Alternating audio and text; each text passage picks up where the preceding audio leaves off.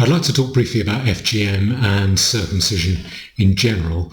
And the reason I want to talk about it is because I hear ideas about accomplishing repatriation through payments of money to people to incentivize them to leave on the one hand, and on the other hand, stamping out non-British cultural practices so that life becomes a bit more uncomfortable for people, a kind of carrot and stick approach. My view, just so you know, is that paid repatriation is unlikely to work, and I'm not sure we should be paying people to leave anyway. I'll leave a link to my views in the comment in the description below. But here I want to deal with part of the stick approach, and that is the question: should we prevent Muslim female genital mutilation or male circumcision in general? And in my view, we should do absolutely nothing about either of them, and that our lemming politicians' approach is probably the ideal approach, or as good an approach as I could devise, and certainly better than I could put into practice. Now, Islamic female genital mutilation first.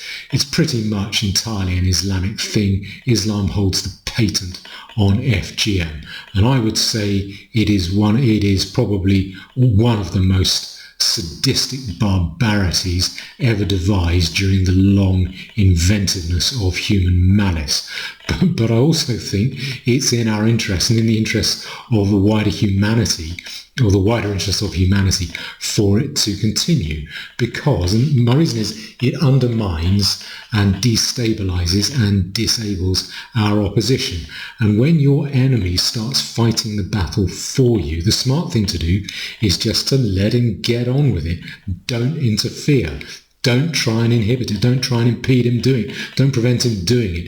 On the other hand, don't try and get clever and encourage it. And brutishness like FGM is not something we should dirty our hands with responsibility for anyway. And you better believe that FGM does undermine Islamic society and Muslims in general. The only time I ever hear hive-minded Muslims criticizing, even by implication, that their religion or their culture, is when women who've had this done to them condemn the culture that did it to them, and by implication the religion that underlies that culture. And societies where it really does prevail, the main societies that I know of, the main countries that I know of, is really very common: Somalia and Egypt. They are basket cases even by Islamic standards. They are wrecks. I very much doubt that it's possible for you to have your genitals gouged out and to stay infatuated with the religion underlying the culture that did this to you. So my view is, let it continue, because when the multicultural delights that we are now experiencing, when they all come to a head, we want our opponents to be weaker. The weaker they are, the easier it is for us to win.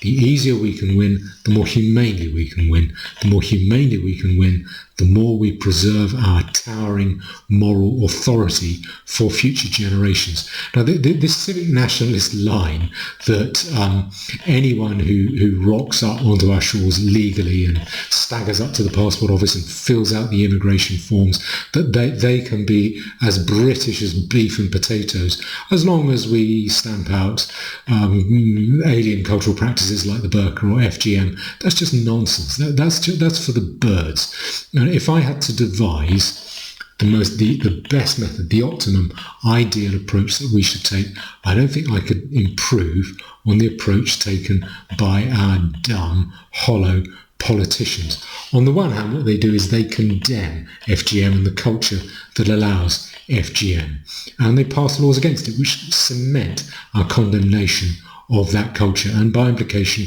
the religion underlying that culture.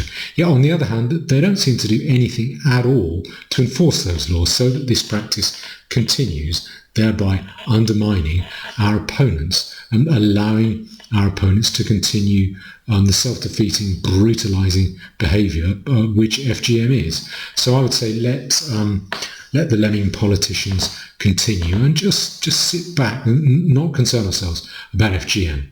Now, what about male circumcision? Now, just to be clear, my view, my view, which isn't worth much because I'm not a doctor, I'm not some kind of sex therapist, but my view, for what it's worth, is that male circumcision is a mild form of mutilation. Some people say on the back of that, well, it's genital mutilation, therefore it's abuse, therefore we must stamp it out, and it doesn't matter which religious background you're coming from.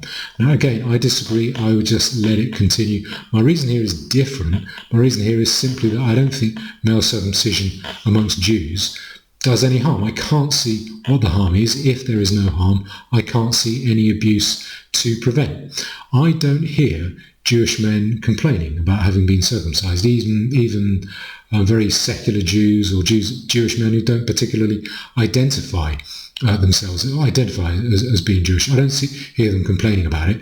I hear plenty of women complaining about former boyfriends and former husbands, but I've never heard one complain, even former girlfriends of mine, complaining about a former boyfriend or husband of theirs having been circumcised. I just don't hear it. I recall several decades ago when laser surgery first came in, it enabled haemophiliac Jewish boys who hadn't been able to get circumcised, it enabled them to get circumcised. And I remember reading an article about it and how these Jewish boys were so pleased and so relieved that they could at last get circumcised. So it seems to have been something that certainly amongst religious Jews that Jewish boys want. But the bottom line is, if something that you disapprove of, something you don't like, if it is something that someone else wants and that it does no harm to anyone, and after they've had it done to them, they appear to be comfortable with it for the rest of their lives, where is the abuse? Where is the harm? If you're going to prohibit that, you will prohibit any girl under the age of 16 or 18 getting her ears pierced, even if she wants it and even if her parents want it. I don't think you shouldn't interfere in family life and sort of self-adornment to that extent. There are limits to legislation. And I suspect what it really is not about preventing abuse, or the idea that we should stop Jews circumcising Jewish males. That idea is not about preventing abuse. It is really about forcing an unwanted conformity upon Jewish people by preventing them doing something they want to do and forcing them to do something they don't want to do. And probably, perhaps with the aim of making life uncomfortable for Jews in this country, perhaps with the aim that some of them will then leave. Well, if that is your aim, be honest about it. Come clean about it, especially if what you're talking about is public policy. Just be honest about what you intend. For my part, I just don't see any reason to prohibit male circumcision amongst Jews. I see even less reason to prohibit it than I see to prohibit FGM amongst Muslims.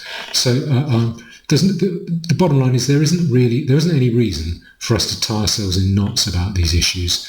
I don't see they do any harm. I don't see they do any harm to the wider humanity. So let them carry on while we wait for the system to break down.